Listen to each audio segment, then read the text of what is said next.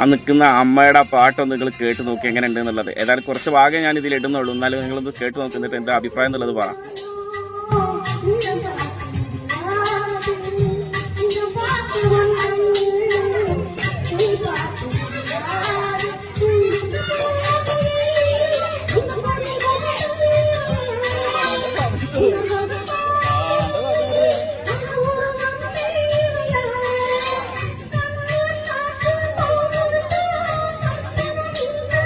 ആ സൗണ്ട് വേറെ ലെവലല്ലേ.